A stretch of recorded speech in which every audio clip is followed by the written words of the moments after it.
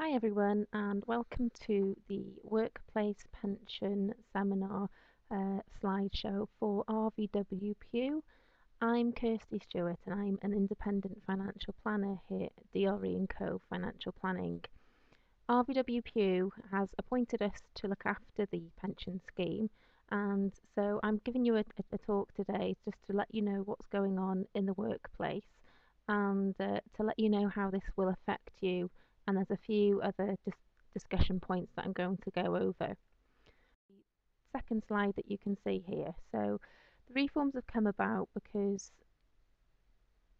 the government has estimated that 7 million people are not saving enough for their retirement. 86% of UK employers don't have any pension provision in place, and we see that as 31% of workers not taking up any employer contributions. It's estimated that it's 53% of the UK workforce that doesn't have any pension provision in place. So that's one of the main reasons that this legislation has come into force. It's to encourage more workers to save for their retirement. Another reason is the number of people working to every pensioner. I'm sure you're aware that you pay national insurance from your wages every month or every fortnight, and what that means is that your national insurance contributions go towards you receiving a state pension in the future. Now, it's estimated that in 2050 the number of working people to every pensioner will actually be lower. It will be 2 people for every pensioner, which means that is going to put an incredible strain on the state pension. I'm not saying the state pension isn't going to be around by any means, just saying that the government feel that for this particular reason, they think that it's good for people to have an additional source of income in retirement. Another reason is that people are living longer. What's happening is that the life expectancy is increasing year on year, and the average lifespan has increased by around 10 years over the last 50 years. So what that means is somebody who's retiring in their 60s is living an extra 10 years in their retirement. So more money needs to be available for them once they've finished working. So I'm sure you can appreciate, you don't really want to be working into your 70s. So this legislation is another reason for you to save for your retirement now. So there's the option of retiring at the age that you want to. Now, I'm just going to go into the basic obligations that RVW Pugh have. These come into legislation for this company this month, the 1st of April 2015. However, saying that, they have decided to postpone these their staging date until the beginning of July, which is a 3-month period. Although they've decided to do this, you can still opt to join into the pension scheme between now and July. There's nothing new stopping you doing that if you want to, and contributions will take place from whenever that happens. The main duty that the employer has from their staging date in July is to enrol eligible job holders into the workplace pension, and there is also the requirement for the employer to pay contributions for all eligible staff.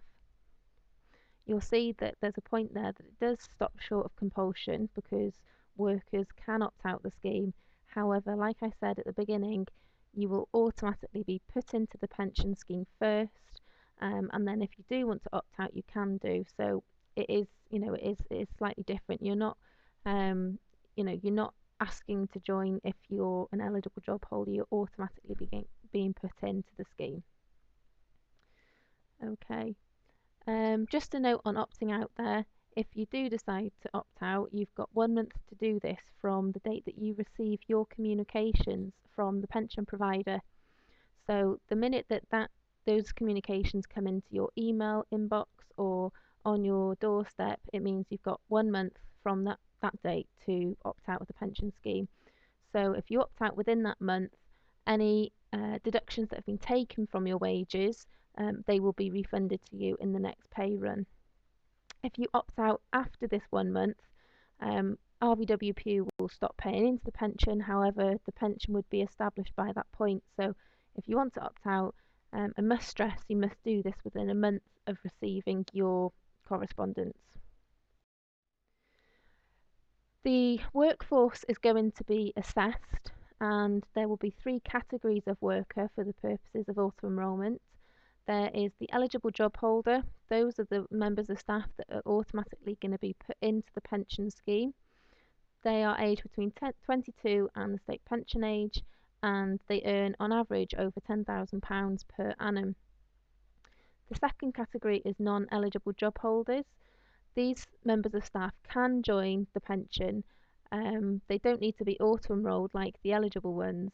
However, they must be given the information, and if they want to join the pension scheme, contribution is compulsory. So the staff member has to pay in, and the employer has to pay in as well. The third category is an entitled worker. That is somebody that earns below £5,824 per annum. That person can still ask to join the pension scheme. However, the contribution is not compulsory on the employer. The employer doesn't have to pay for those members of staff. Bear in mind, if any of you are watching this and you're under the age of 22 and earning over £10,000, the minute that you hit your 22nd birthday, you'll fall into that eligible job holder category. So bear that in mind. If you're not put in straight away, you will be once you turn 22. Likewise, if any of you are earning less than 10,000, no matter what age you are, if at any point that you earn more in a pay period equivalent to £10,000 per annum, you could fall into the eligible category. I say this because what happens is you're assessed in every pay period for how much you earn. So although those are annual figures there, you'll be assessed on what you earn in a pay period. So if you're paid fortnightly, it's what you earn in a fortnight. And I'll just go on to the thresholds for the pay periods now. Okay, so if you're paid fortnightly, if you earn over £384 in a fortnight, you'll be automatically enrolled into the pension. If you earn over £833 in a month, for the monthly workers, you'll be automatically enrolled into the pension. So I just want to stress that point again that I said before. If you're earning generally under the threshold and then you hit the threshold because you've done some overtime, you will become eligible. Okay, so the other point there is that the earnings trigger will change every year. So you'll probably find in the next tax year that earnings trigger could change. So that's worth bearing in mind. But the main thing is that if you're earning those amounts in your pay period, you will possibly be eligible for auto enrolment and put into the pension. So I'm just going to cover what employers and employees need to pay. Employers are required to base their minimum contributions for auto enrolment on a thing called qualifying earnings. Now, it's not as scary as it sounds. Qualifying earnings is what you earn between £5,824 per annum and £42,385.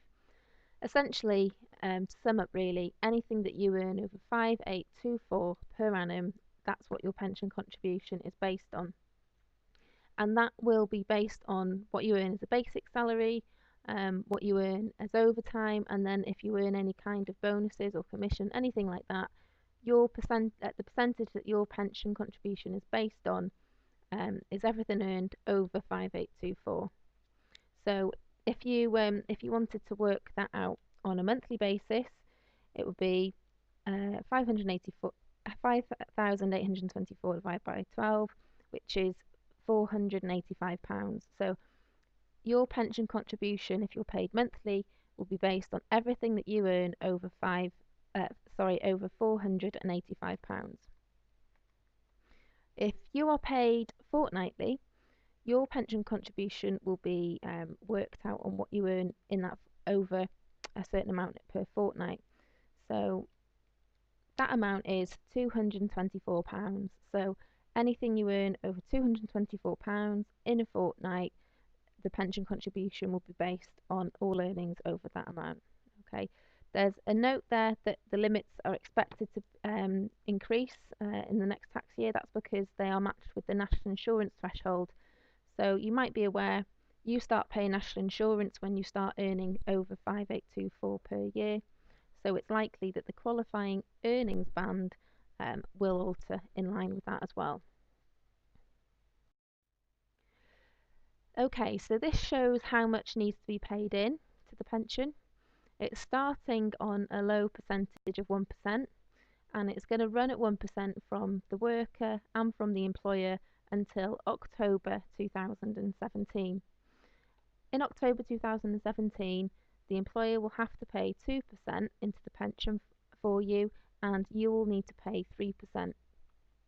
Now, that will increase in October 2018 to 3% from the employer and 5% from the worker. So that will be a total of 8% going into the pension for you in 2018. Now, I just want to highlight there that the percentage that you are paying into the pension will be paid into your pension before tax is deducted from salary. So what that means is that you effectively pay 0.8% when it's meant to be 1% because you get tax relief, and then in 2017 it will essentially be 2.6% because again the tax relief will take you up to 3%, and then in 2018 you'll pay effectively 4%, and then the tax relief will take you up to 5%. Okay, and we're not aware that those are going to increase after 2018. However, that's what we know at the moment.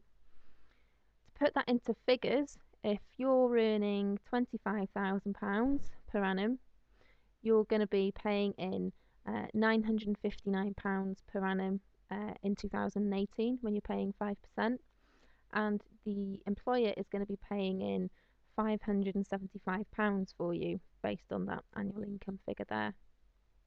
Now, the amount that you pay in, like I said, will be made up of what you pay and effectively what tax relief you get as well.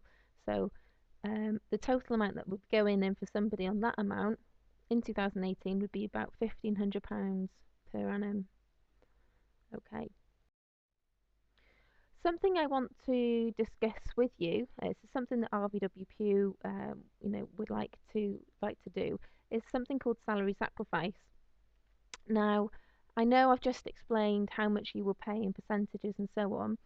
However, this is another way that you can opt to pay into the pension to try and make a little bit of money back, really. The way that it works is that instead of you paying the pension contribution, the employer pays the pension contribution for you, and they do that by sacrificing some of your salary. So I know that sounds very complicated, but I've got a table there that you can see which explains it a little bit more clearly in numbers. So if you earn £30,000 per annum, as an example, your monthly take home after your pension deduction would be £1,866 and 68 pence, and that's based on the maximum amount going in. Okay. Now, to look at it a different way, if you took I'd say pay deduction is the wrong word. If you sacrifice some of your pay for the pension contribution being paid by the employer, your annual income will work out as 28,791. That's because the equivalent of what you're sacrificing is going into the pension. Your take home pay will actually be a bit more than if you were on the traditional setup. So you would actually take home £1,878 a month, which is, I know it's only a little bit, but it's about £12 more in your pocket a month. So there's, on your wage slip you wouldn't see any pension deduction. The reason that you take home more is because the national insurance that you pay on your salary will be worked out as a lower amount. So you can see that there, that's where your saving is. And the total amount that you'll save in an annual figure will actually be £145. So Although you're saving that £12 and a few pence per month, that works out as quite a a big chunky sum per annum. The employer saves too, so there is a saving for both parties. Okay, so I just want to raise a few points really about this arrangement. Obviously it looks very attractive and it does offer you a saving, but there are a few things to bear in mind. It's something that obviously you need to agree to with your employer, and the lower salary that you have on paper may affect the amount of money that you could borrow for a mortgage, or if you're taking out any kind of credit application, such as a credit card or so on, it would make you look like that you don't earn as much, even though that your take home is slightly higher. It could also affect your entitlement to certain state benefits, such as statutory maternity pay, or anything like that. So it is just worth bearing in mind that if you agree to a salary sacrifice arrangement, that although you're better off per month or per fortnight, on paper it would sort of show that you were earning less as a salary. Okay, that's everything covered that I wanted to discuss today. My details are on the slide in front of you. We're based in St Asaph, which is North Wales, and you can get hold of me by telephone or email if you want to discuss any of those points further. I can appreciate there's been a lot of information there to take in. However, I hope that it's been quite easy to listen to, and that you understand the key points there. If you want to go back, obviously listen to it again, and if there's anything that's not very clear, please let me know, and I'll be happy to go through things with you. In the meantime, like I said, RVWP will be using postponement for auto enrolment, so you will not actually see any deductions being taken from your wages until July 2015. But like I said, if you want to be in this pension scheme sooner, you can be. Okay, thanks for listening, everybody. I hope that's been useful, and I'll speak to you soon.